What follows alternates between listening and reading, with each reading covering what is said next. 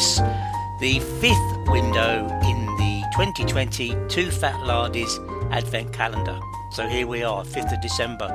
Christmas is going to be upon us sooner than you think. Now, did you know that on the 5th of December 1941, Great Britain declared war on Finland, Hungary and Romania? Not a very Christmassy thing to do.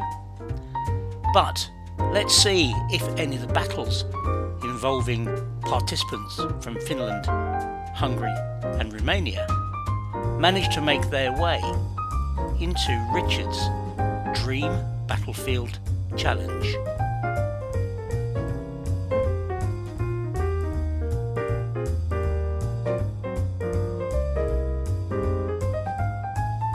Walking battlefields is something that I have really missed during lockdown, far more than games, because I've been able to play lots of games online, virtually, but you can't virtually visit a battlefield. So that's something that I have really missed, and I know my colleagues have as well. I have actually got a battlefield tour lined up, which is going to be visiting Battle of the Bulge with Nick and Noddy.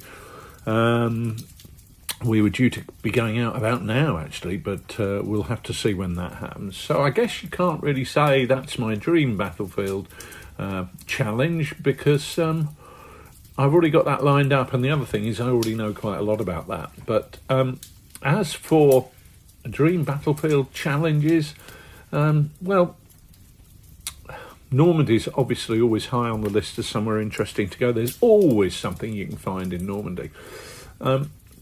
But I'd have to say that I'd really like to head to Germany and go to the battlefield of Langensalza. The town now is Bad Langensalza, and it was a battle in 1866 during the 7 Weeks' War, which is really well known as the Austro-Prussian War. But there's a side theatre in Western Germany which is not really so well known. To give a bit of background, up to the point 1837, the electorate of Hanover was linked to the British Crown. But at that point in time, with the succession of Queen Victoria, Hanover had Salic law, which means that they had to have a male monarch. Consequently, at that point in time, the Duke of Cumberland and Teviotdale, I believe it was his secondary title, was created King of Hanover. And his son, George, then became King of Hanover on his death in, I think it was around 1850, 1851, and became George V of Hanover. He'd grown up partially in Berlin and partially in Buckingham Palace, and was unfortunately, he lost an eye early in his childhood due to an illness. And then he lost another one, rather more unfortunately, while playing in the grounds of Buckingham Palace. So he was the blind king of Hanover. And when Prussia went to war with Austria in 1866, it's well known that they advanced into Saxony. The Saxon army withdrew into what's now the Czech Republic, pulling back before the Prussian advance in order to link up with the Austrians there.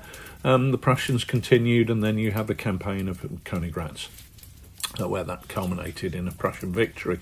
What's less well known is that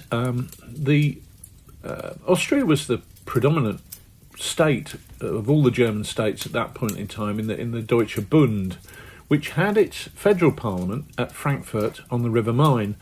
And there you had a brigade of Austrian troops, but you also had the kingdoms of Western Germany, who were siding with the main federal power, the Austrians, which included Bavaria, Hanover, Württemberg, the two twin Hesses, Hesse-Kassel, Hesse-Darmstadt. And all these forces were due to assemble, to join together in one coherent force, and to assail Prussia from the west.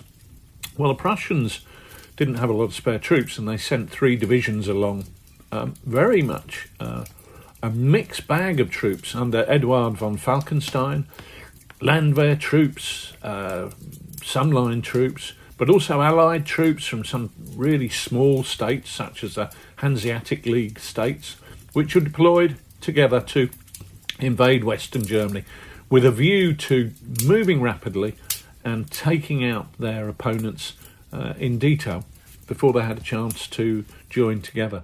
Well, the Hanoverian force moved south from Hanover, fairly obviously, with their king in June. Very, very little in the way of supplies, intending to link up and resupply from federal sources. By the 27th, a small Prussian force of just 9,000 men under Major General von Fleiss had located them to the east of the town of Langensalza. And he was heavily outnumbered. The Hanoverian force was about 19,000 fighting men, but von Fleiss attacked all the same. The Hanoverian positions were behind the river Unstrut, based on three main villages. Tamsbruck in the north, Merksleben in the centre, and Nagelstadt to the south. And the Prussians attacked at all points. Very fierce fighting occurred, especially around the town, the village of Merksleben. And then finally the day was topped off with a charge by the Hanoverian Duke of Cambridge Dragoons, which pretty much ended the battle with a Hanoverian victory. Huge celebration, obviously, but not, because it was the time that they had taken meant that the main Prussian force had been able to position themselves to block the Hanoverian line of escape, and with very little in the way of supplies remaining, the Hanoverians were obliged to surrender, and that was that was the end of Hanover as an independent state. The King of Hanover lost his throne, and rather touchingly, he from his own remaining funds created a Langensalza medal, which was distributed to the Hanoverian forces that had fought under his command almost a year later. And in fact, you see many sets of medals from the 1870 campaign where you have traditional Prussian medals such as the Iron Cross, but alongside this Langensalza medal, which had been distributed to Hanoverian forces there. So the battlefield there is largely intact. Lots of that ground is still there and unchanged, and it will be great to have the opportunity to go to Germany and think about the battle in 1866, but also have a look at some of the other battles from that campaign, and also head down the Main, which is fairly close by, and have a look at some of the Roman limes lines which mark the frontier between the civilised lands of Rome and the barbarian Germany, and also maybe to think about a set of rules for 1866 and 1870, something that I've been meaning to do for many, many years, and one day I just hope I get round to.